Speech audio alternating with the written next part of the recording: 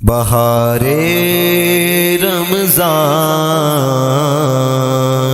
بہار اعوذ باللہ من الشیطان الرجیم بسم اللہ الرحمن الرحیم اللہم صلی علی سیدنا و مولانا محمد وعلی آل سیدنا و مولانا محمد وبارک وسلم وصلی علیہ۔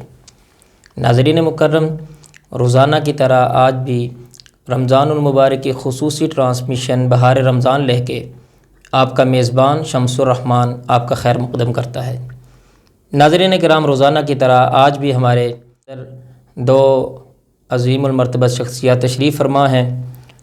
ایک شخصیت جن کو اللہ نے حضور علیہ الصلاۃ والسلام کی مدح سرائی کے حوالہ سے پورے پاکستان کے اندر عزت سے نوازا ہے۔ میری مراد جناب محترم حافظ محمد شاہ زیب حمزہ صاحب۔ حافظ صاحب، ہم آپ کو اپنے پروگرام میں خوش آمدید کہتے ہیں، اور ان کے ساتھ ہماری آج کی نہایت نفیس اور مخلص شخصیت میری مراد برادر محترم حضرت علامہ مولانا پروفیسر محمد صدیق خالد صاحب، نوجوان مذہبی اسکالر ہیں، اللہ ان کو سلامت رکھے۔ پروفیسر صاحب، ہم آپ کو بھی اپنے پروگرام میں خوش آمدید کہتے ہیں اور آپ کا شکریہ ادا کرتے ہیں کہ آپ نے اپنے قیمتی ترین اوقات میں سے ہمیں وقت عنایت فرمایا۔ ناظرین محترم، پوری دنیا کے اندر جس چیز کی ضرورت ہے آج ہم نے اس کو اپنے پروگرام کے اندر موضوع کے طور پہ ہم نے رکھا ہے، وہ ہے اخلاق حسنہ۔ اخلاق حسنہ کی بہت ضرورت ہے، اس حوالہ سے ہم پروفیسر صاحب سے بات کریں گے۔ اس سے قبل میں حافظ محمد شاہ زیب حمزہ صاحب سے گزارش کروں گا کہ وہ حضور علیہ الصلاۃ والسلام کی بارگاہ میں ہدیہ عقیدت پیش کریں۔ بسم اللہ جناب۔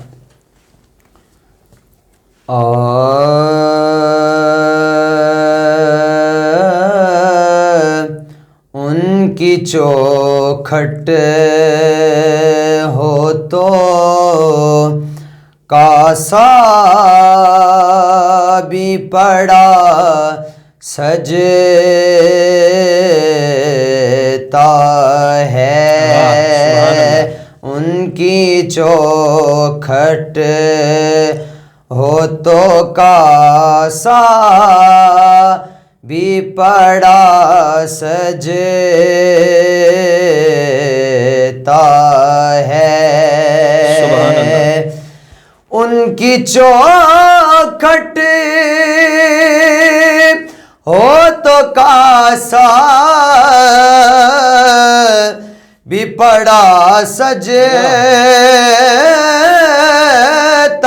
ہے، ان کی چوکھٹ ہو تو کاسا بھی پڑا سجتا ہے، در بڑا ہو تو سوالی بھی کھڑا سجتا ہے، در بڑا ہو، در بڑا ہو تو سوالی بھی کھڑا سجتا ہے، اور ایسا آقا ہو تو لازم ہے غلامی پہ غرور، ایسا آقا ہو تو لازم ہے غلامی پہ غرور، ایسا آقا ہو تو لازم ہے غلامی پہ غرور، ایسی نسبت ہو تو پھر بول بڑا سجتا ہے ایسی نسبت ہو تو پھر بول بڑا سجتا ہے اور تاج شاہی کے مقدر میں یہ زیبائی کہاں تاج شاہی کے مقدر میں یہ زیبائی کہاں تاج شاہی کے مقدر میں یہ زیبائی کہاں جس قدر ان کی غلامی کا کڑا سجتا ہے جس قدر ان کی غلامی کا کڑا سجتا ہے ان کی چوکھٹ ہو تو کاسا بھی پڑا سجتا ہے۔ ماشاءاللہ، جزاک اللہ۔ بہت ہی خوبصورت لب و لہجہ کے اندر حضور علیہ الصلوۃ والسلام کی بارگاہ میں حاضری پیش کی جناب محترم حافظ شاہ زیب حمزہ صاحب نے۔ اب چلتے ہیں ہم اپنے مہمان جناب محترم پروفیسر محمد صدیق خالد صاحب کی طرف۔ صدیق صاحب، یہ بتائیے ہمارے ناظرین کو کہ اخلاق حسنہ ہے کیا؟ ذرا اس حوالے سے تھوڑا سا مفہوم واضح کیا جائے۔ بسم اللہ۔ بسم اللہ الرحمن الرحیم۔ شمس بھائی، سب سے پہلے تو بہار رمضان میں آپ نے مجھے مدعو کیا، میں انتہائی قلب سے ممنون ہوں۔ اللہ تعالیٰ آپ کی ان کاوشوں میں مزید وسعتیں پیدا فرمائے، آمین، جزاک اللہ۔ اور اللہ تعالیٰ اس کو مزید اوج عطا فرمائے، آمین، جزاک اللہ۔ آج کا جو آپ نے جو سوال کیا ہے اخلاق حسنہ کے حوالہ سے کہ اخلاق کیا ہے، میں چاہتا ہوں کہ جس نبی کی شان میں میں نے لب کشا ہونا ہے، واہ واہ، اس نبی کی شان میں میں 2-3 تمہیدی کلمات یا 2-3 جملے وہ عرض کرنا چاہتا ہوں۔ بسم اللہ۔ وہ نبی ہے جس کو اللہ نے انسان کو وہ کلید محبت عطا کی جو خود بخود ہی عقدہ ہائے حیات کو کھولا جا رہا واہ ہے۔ واہ، سبحان اللہ۔ وہ نبی ہے کہ اگر اس کو کوئی دیکھ لیتا ہے پھر وہ جام کا طلبگار نہیں ہوتا۔ واہ، بے شک۔ وہ نبی ہے جس نے صحرا کے ریگزاروں میں رہنے والوں کو اتنا عطا کیا کہ یوں کہیے کہ اہل حاجت کے لیے وہ لمحہ بلمحہ مائل بکرم رہتے تھے۔ بے شک۔ حضور نبی اکرم صلی اللہ علیہ وسلم کے اخلاق کا ایک انتہائی اہم موضوع ہے۔ اخلاق بنیادی طور پہ عادات کو کہتے ہیں، عرف میں جو عادات ہوتی ہیں انہیں اخلاق کہا جاتا ہے، لیکن جب اخلاق حسنہ ہمارے ذہن میں آتا ہے تو ہمارا جو تصور ہے، ہمارا جو تخیل ہے، وہ حضور نبی اکرم صلی اللہ علیہ وسلم کی جانب چلا جاتا ہے، کیونکہ آپ کائنات میں منبع اخلاق بن کے تشریف لائے۔ حضور نبی اکرم صلی اللہ علیہ وسلم اس کائنات میں وہ رفتگی پیدا کرنے کے لیے آئے، یعنی کہ اخلاق کا ایسا عظیم مظاہرہ کیا کہ کائنات میں کوئی اس کی مثال پیش نہیں کر سکتا۔ امام فخر الدین رازی رحمۃ اللہ تعالی علیہ نے تفسیر کبیر میں اخلاق کے حوالہ سے لکھا ہے، آپ فرماتے ہیں کہ اخلاق اسے کہتے ہیں، ایک وہ کام ہے جو تکلف کے ساتھ ہوتا ہے، ایک وہ کام ہے جو مشقت اور رکاوٹ کے ساتھ ہوتا ہے۔ فرماتے ہیں ایک وہ کام ہے جو تکلف کے بغیر، مشقت کے بغیر، رکاوٹ کے بغیر ہوتا ہے۔ فرماتے ہیں وہ جو کام ہر چیز سے بالا تر ہو کے ہوتا ہے اسے اخلاق کہتے ہیں۔ پھر مصطفیٰ کریم صلی اللہ علیہ وآلہ وسلم آپ وہ اخلاق کا منبع اور مرکز بن کے اس کائنات ہستی میں تشریف لائے کہ آپ نے جس جانب بھی حضور نے نگاہ دوڑائی کوئی آپ کو دیکھا، کسی نے آپ کو دیکھا، اس نے بھی کلمہ پڑھ لیا، کسی نے آپ کی شجاعت کا تذکرہ سنا، اس نے بھی کلمہ پڑھ لیا، کسی نے آپ کا چلن دیکھا، اس نے بھی کلمہ پڑھ لیا، کسی نے آپ کے لین دین کا معاملہ دیکھا، اس نے بھی کلمہ پڑھ لیا۔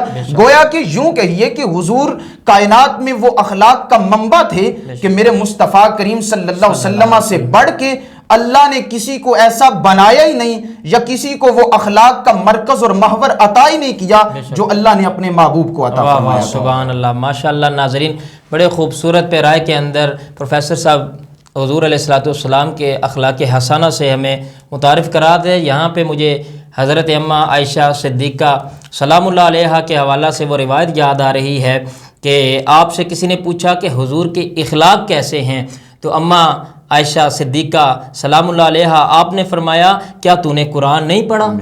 کیا تو نے قرآن نہیں پڑھا؟ تو پوچھا کیا مطلب؟ فرمایا قرآن سارے کا سارا میرے حبیب، میرے لبیب، میرے حضور علیہ الصلوۃ والسلام کے اخلاق حسنہ ہی تو ہیں۔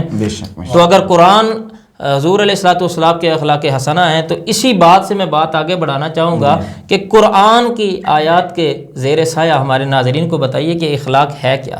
دیکھیے، سب سے پہلے پورے کا پورا قرآن الحمد کی الف سے لے کے والناس کے سین کے گول دائرے تک، بے شک پورے کا پورا قرآن اخلاق مصطفیٰ ہے۔ بے شک پورے کا پورا قرآن حضور کا اخلاق بیان کر رہا ہے۔ ویسے حضور کی پوری سیرت، آپ معیشت دیکھیے، معاشرت دیکھیے، ادب دیکھیے، حضور کا کوئی پہلو لے لیجئے، آپ کو وہ اخلاق کا مظاہرہ جو حضور نبی اکرم صلی اللہ علیہ وسلم نے فرمایا وہ آپ کو اس کے اندر نظر آئے گا۔ لیکن حضور نبی اکرم صلی اللہ علیہ وسلم کا جو ڈائریکٹ اخلاق کا جو مظاہرہ تھا، ادب میں بھی نظر آتا ہے، معاشرت میں بھی نظر آتا ہے، معیشت میں بھی نظر آتا ہے۔ قرآن مجید فرقان حمید میں سورہ آل عمران میں اللہ رب العزت نے ارشاد فرمایا فَبِمَا رَحْمَةٍ مِّنَ اللَّهِ لِنْتَ لَهُمْ وَلَوْ كُنْتَ فَظًّا غَلِيظَ الْقَلْبِ لَانفَضُّوا مِنْ حَوْلِكَ۔ اور اس میں اپنے شیخ کامل حضور سیدی ضیاء الامت علیہ رحمہ حضرت جسٹس پیر محمد کرم شاہ الازہری نور اللہ مرقدہ، آپ نے کیا خوبصورت جملہ لکھا ہے۔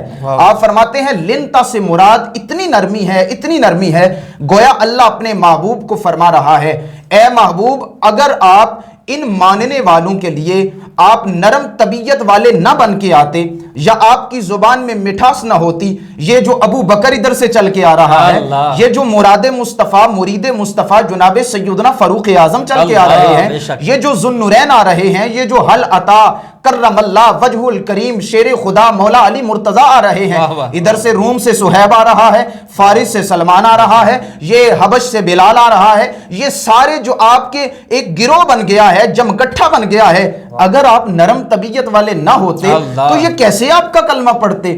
اگر آپ کی طبیعت میں سختی ہوتی تو یہ دور جاتے۔ اے محبوب ہم نے آپ کو اس کائنات میں نرم طبیعت والا بنا کے بھیجا ہے، اور حضور نبی اکرم صلی اللہ علیہ وسلم نے ایسا مظاہرہ کیا، ایسا مظاہرہ کیا کہ تمام کے تمام عشاقان حضور نبی اکرم صلی اللہ علیہ وسلم کی بارگاہ میں آئے اور بارگاہ میں بیٹھ گئے اس وجہ سے کہ وہ حضور کے اخلاق سے متاثر ہو چکے تھے۔ دوسرا، حضور نبی اکرم صلی اللہ علیہ وسلم کے اخلاق کے حوالہ سے سورہ قلم کی بڑی معروف آیت مقدسہ ہے وَإِنَّكَ لَعَلَىٰ خُلُقٍ عَظِيمٍ۔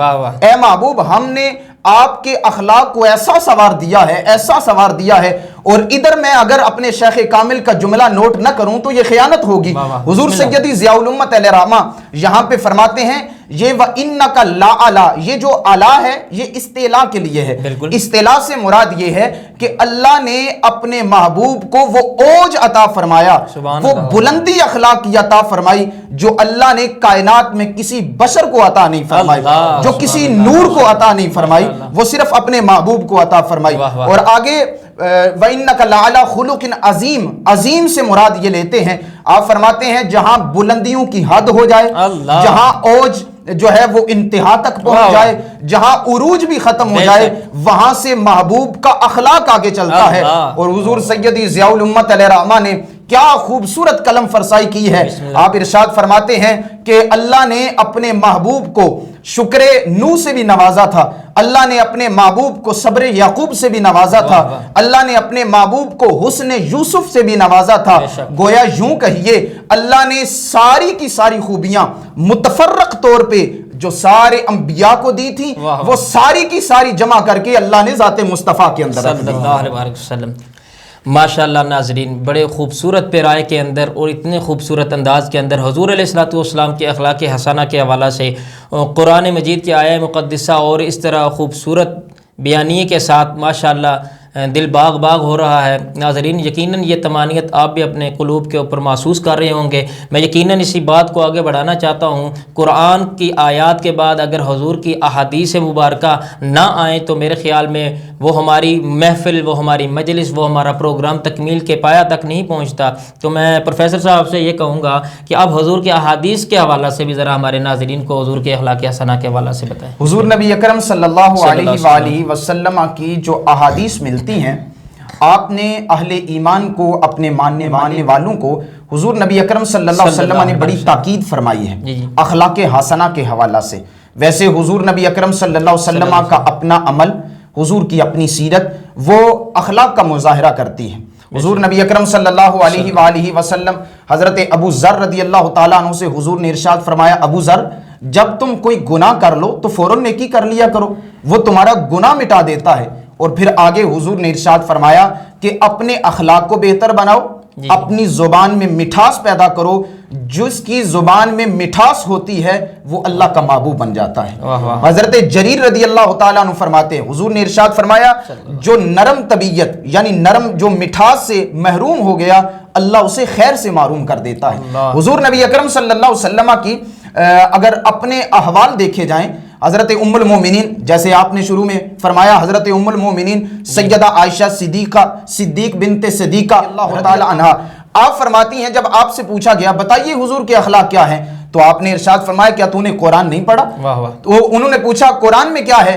फरमाया, काना खुलुकुहु अल कुरान, पूरे का पूरा कुरान ही मुस्तफ़ा के अखलाक पे मबनी है और सारे का सारा कुरान नबी अकरम सल्लल्लाहु अलैहि वसल्लम के अखलाक को बयान कर रहा है। और ये बेशुमार अहादीस में हमें हुजूर नबी अकरम सल्लल्लाहु अलैहि वसल्लम के अखलाक का पहलू मिलता है। सहाबाए किराम रिदवानुल्लाह अलैहिम अजमाइन, बहुत बड़ा बाद में सहाबी बने, यहूदियों का आलिम है ज़ैद बिन साना रदियल्लाहु ताला अन्हु, उनका नाम है। तौरात में अभी उन्होंने पढ़ा है कि एक नबी जो इस कायनात में तशरीफ लाए हैं, उनका हिल्म बहुत बड़ा होगा, उनका अखलाक बहुत बड़ा होगा, अफदर गुजर के पैकर होंगे। उसने इरादा किया, मैं देखता हूं कि हुजूर नबी अकरम सल्लल्लाहु अलैहि वसल्लम अखलाक के पैकर कैसे हैं। मेरे मुस्तफ़ा सल्लल्लाहु अलैहि वसल्लम एक जनाजे से फारिग हुए, हजरत सैयदना फारूक आज़म रदियल्लाहु ताला अन्हु भी साथ थे।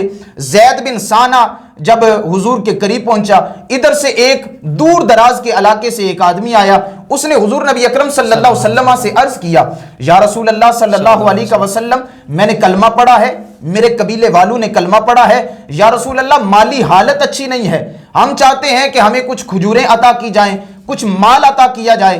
तो हुजूर नबी अकरम सल्लल्लाहु अलैहि वसल्लम ने आपने हजरत सैयदना फारूक आज़म को इशारा किया।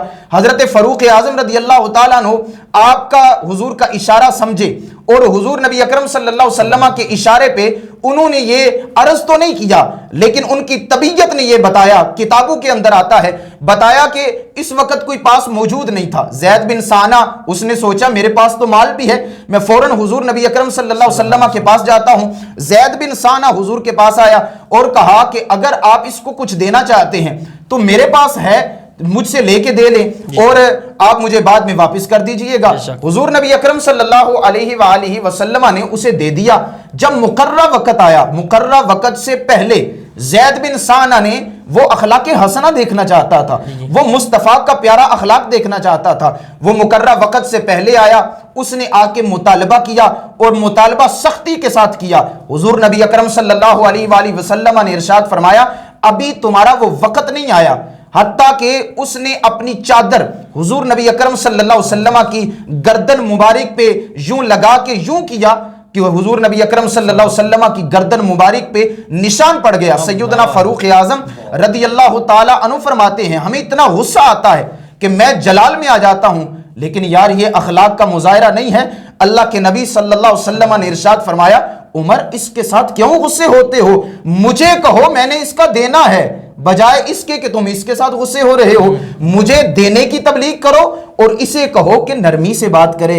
यही अखलाक हसना था। जब उसने اتنا سنا، اس نے کہا میں نے آج ہی تورات میں وہ پڑھا تھا کہ یہ نبی کائنات میں حلم کا پیکر ہوگا، اخلاق کا پیکر ہوگا، اور اس کا اخلاق وراء الورا ہوگا۔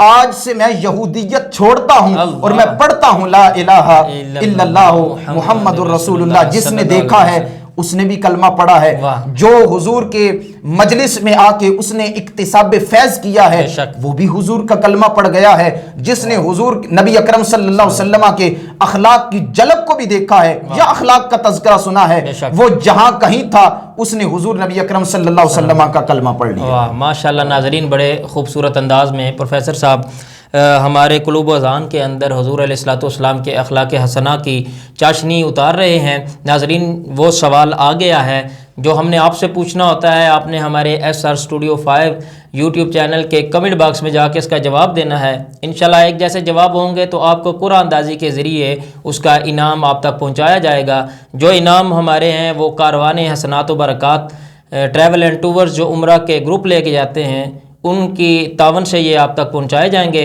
تو سوال یہ ہے کہ حضور علیہ الصلوۃ والسلام کے اخلاق حسنہ کے حوالہ سے جو پروفیسر صاحب نے آیات پڑھی تھی وہ کس سپارے میں ہیں، کس صورت میں ہے اور کون سی آیت تھی، اس کا آپ نے نمبر لکھنا ہے کہ پروفیسر صاحب نے جو حضور کے اخلاق حسنہ کے حوالہ سے آیات پڑھی ہیں ان میں سے کسی ایک آیت کی وہ بتانا ہے کس سپارے میں ہے اور وہ کون سی صورت ہے اور اس کی کتنے نمبر والی آیت ہے۔ پروفیسر صاحب، اسی بات کو ہم آگے بڑھاتے ہیں اور اپنے پروگرام کو اختتامی سفر کی طرف لے کے چلتے ہیں۔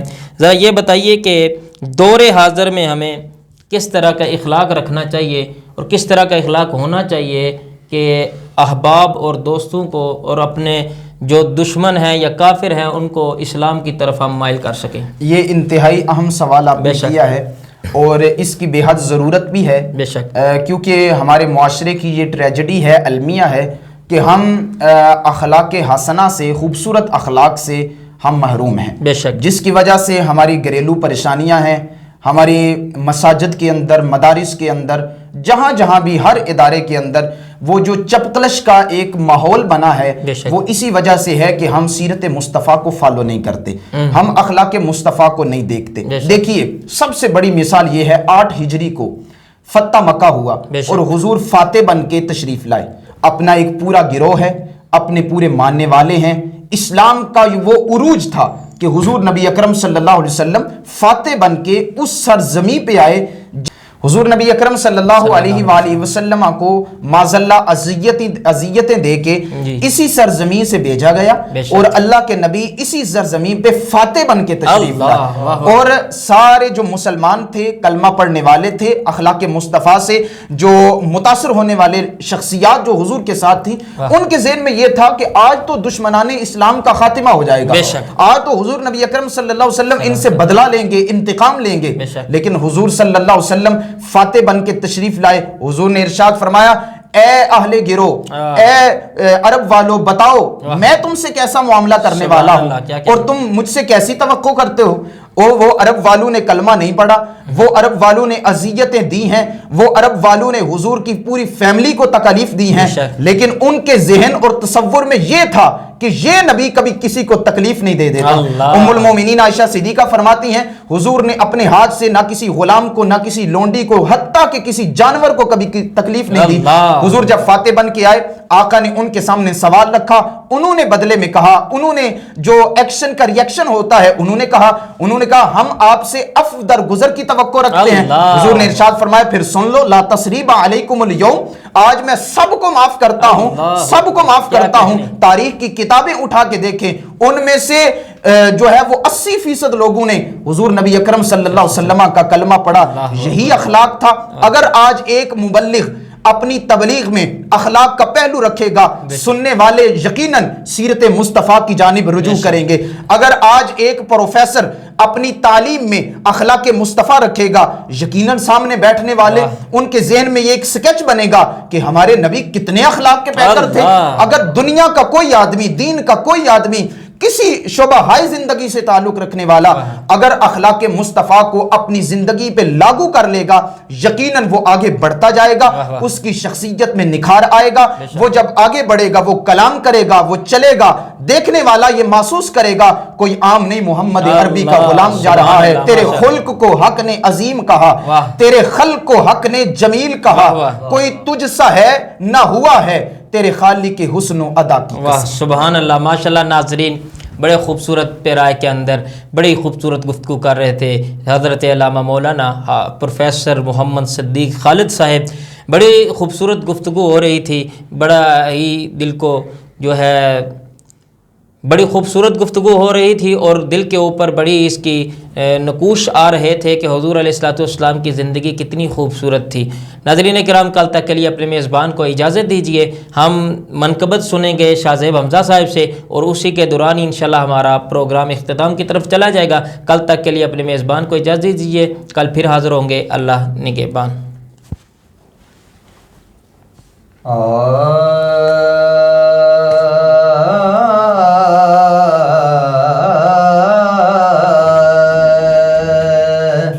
मेरे अली का कुरान से मिजाज मिलता है, मेरे अली का कुरान से मिजाज मिलता है। माशाअल्लाह। कुल्ले ईमान का ईमान से मिजाज मिलता है, मेरे अली का कुरान से मिजाज मिलता है। और जो करबला में भी गूंजी उसी अज़ा की कसम, जो करबला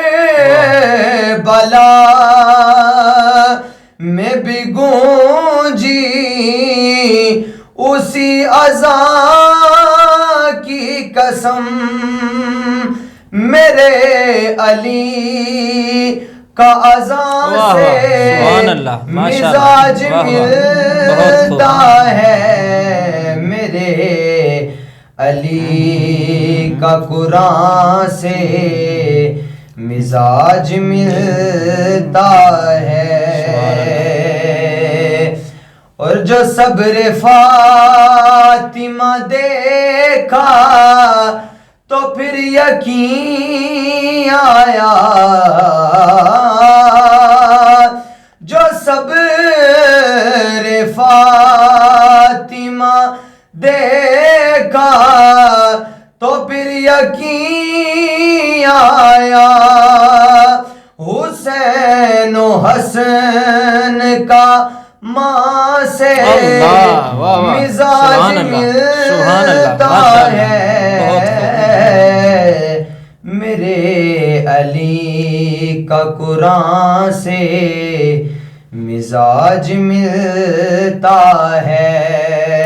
कुल्ले ईमान का ईमान से मिजाज मिलता है, मेरे अली का कुरान से मिजाज मिलता है।